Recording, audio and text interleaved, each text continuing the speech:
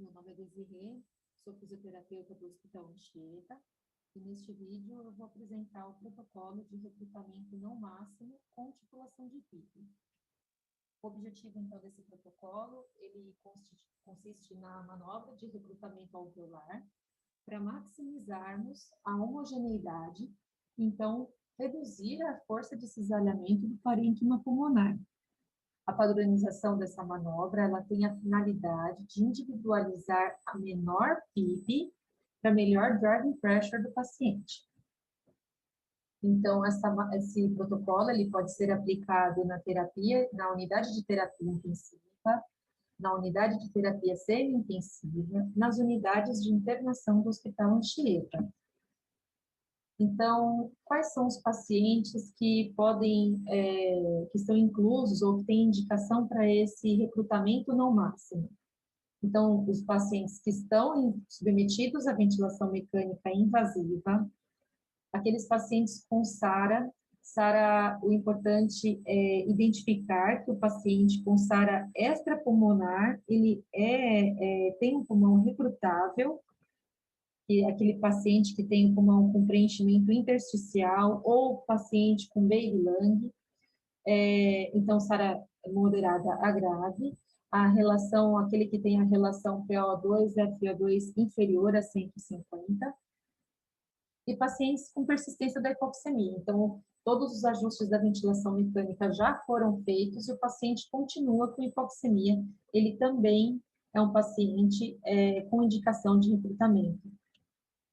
As contraindicações. Então, aquele paciente que tem um pneumotórax não drenado, pacientes depiocíticos, enfisematosos, então eles já apresentam aquelas bolhas de enfisema pulmonar, pelo fato de aumentarmos a PIP durante o recrutamento, aumentarmos as pressões, essas bolhas elas podem se romper e aí o paciente pode evoluir para um pneumotórax, então eles não têm indicação de recrutamento.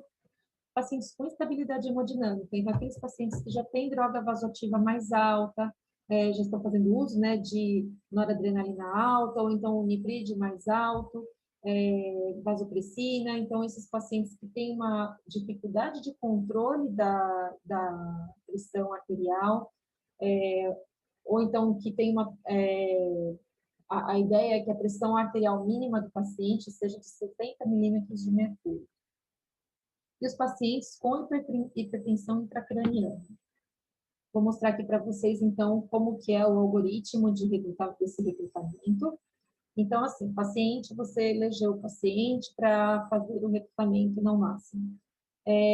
Então, você vai passar o paciente, ajustar os parâmetros da ventilação mecânica para pressão controlada, com a variação da pressão de 15 centímetros de água. A frequência respiratória tem que ser mais baixa, com um tempo inspiratório de 3 segundos, 0,3 segundos. Com o tempo inspiratório, relação inspiratória em Zs de 1 para 1. E a FiO2 do paciente, se ainda não estiver em 100%, sobe para 100%.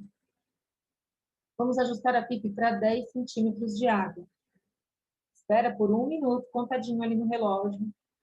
Depois sobe para 15 centímetros de água, mais 1 minuto. Sobe a PIP para 20 centímetros de água e aguarda mais 1 minuto. Esse paciente, você já calculou ali o peso predito dele, já mediu a altura dele, calculou o peso predito. Estamos pensando numa estratégia de ventilação protetora. Então, o volume ele tem que ser ajustado para 6 ml por quilo de peso predito. A FiO2 dele já estava lá em 100%, mantém. Vamos precisar de uma frequência respiratória mais alta, contanto que não tenha alto PIP. Por que a frequência respiratória é mais alta? Porque o paciente vai estar ali bloqueado, né? Vai estar recebendo bloqueador neuromuscular, sem drive respiratório, ou somente sedado, mas contanto que o paciente não tenha drive respiratório. Se deixarmos a frequência um pouco mais baixa, pode ser que sim, ele retenha um pouquinho ali e tenha um disparo. Então, a ideia da frequência mais alta é para que não ocorra esse disparo ou algum tipo de assincronia durante a manobra. E para verificar o PIP, pressiona a pausa expiratória e observa se esse paciente tem PIP acima de 2, não é muito bom, então reduz a frequência respiratória para que essa auto-PIP chegue no máximo a 2.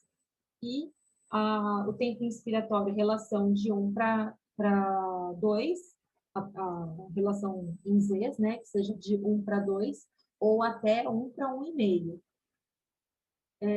Então, nele, o paciente estava com uma PIP de 20, nós vamos passar ele para volume controlado, e aí a PIP cai para 18 centímetros de água. Agora vai começar a nossa titulação de PIP.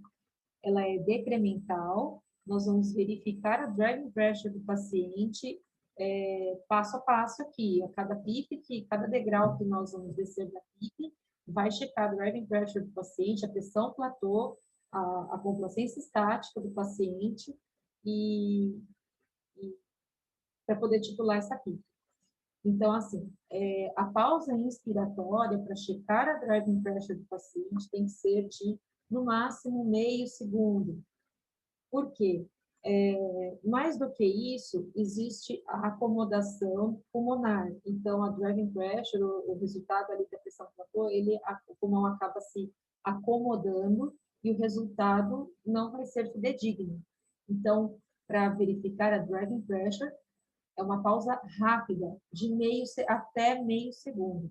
Diferente de calcular a complacência estática do paciente, que você pode fazer uma pausa mais estendida, de até 2 segundos. Então, pausa inspiratória de até meio segundo, checa a pressão platô, subtrai da PIP total, então é importante sempre verificar a pausa expiratória do paciente para ver se o paciente está fazendo auto-PIP e a subtração vai ser da PIP total. E checar a complacência estática do paciente. Vai fazer essa manobra decrescente, de forma decrescente. Então, começamos com uma PIP de 18, 16, 14, 12, 10 e 8. Então, em cada PIP, 2 centímetros de água reduzidos da PIP, pausa inspiratória. E aí, já titulamos a PIP, então, do paciente. Você vai fazer a continha ali e vai ver qual que é a menor PIP do paciente, que o paciente, você vai estipular para esse paciente, de acordo com a melhor driving pressure do paciente. Volta o paciente para pressão controlada. Esse, então, é a homogeneização do pulmão, do parênquima pulmonar. Então, volta o paciente para pressão controlada, com a variação de pressão de 15 centímetros de água. Reduz a frequência respiratória para 10 incursões por minuto, tempo expiratório para 0,3 segundos, contanto que a relação INZES do paciente fique de 1 para 1 e a FO2 está mantida ali em 100%. Nós vamos repetir a manobra do começo, então, a PIP de 10 centímetros de água, só que agora nós vamos aguardar 30 segundos. Aumenta a PIP para 15 centímetros de água, aguarde mais 30 segundos. PIP de 20 centímetros de água e aguarde mais 30 segundos. Então, a titulação de PIP já foi feita, a homogeneização pulmonar do parênquima pulmonar já foi feita. Então, vamos voltar o paciente para volume controlado, ajustado para 6 ml por quilo de peso. E aí, mantendo a FO2 em 100%, volta a frequência respiratória mais alta, né, contanto que o paciente não faça auto-PIP, ou então, no máximo, uma auto-PIP de 2. A relação em Zs de 1 para 2, no máximo 1 para 5. E voltar para a PIP que você titulou, que você viu que é adequada para o paciente, a PIP titular. Se por acaso, nessa manobra de recrutamento e de titulação de PIP, você não chegou na driving pressure inferior a 15, significa que o pulmão do seu paciente não acomoda 6 ml por quilo de peso. Repita todo esse recrutamento com 5 ml por quilo de peso, 4 ml por quilo de peso, porque a driving pressure vai dizer o tamanho do pulmão do seu paciente. Se você não chegou nos 15, significa que o pulmão dele está hiperdistendido e que você precisa ventilá-lo com um volume menor. E aí, quando que a gente deve interromper essa manobra? Então, o paciente, ele teve uma hipotensão, a PAM dele ficou inferior a 60 milímetros de mercúrio, ou então, do que estava, caiu 20 milímetros de mercúrio. Se a saturação dele, ali na oximetria, caiu para 88% ou inferior a isso, se a frequência cardíaca, o paciente ficou taquicárdico, acima de 150 batimentos por minuto, ou bradicárdico, abaixo de 60 batimentos por minuto, se o paciente apresentou alguma arritmia durante a manobra, ou se a queda de 20% ou mais da saturação venosa de O2 do paciente, ali pela gaso, ou do valor absoluto. Se o paciente teve aí uma saturação venosa inferior a 65%, nós temos que voltar o paciente, os parâmetros da ventilação para aqueles previamente utilizados. Então, nós concluímos nosso recrutamento não máximo de titulação de pico.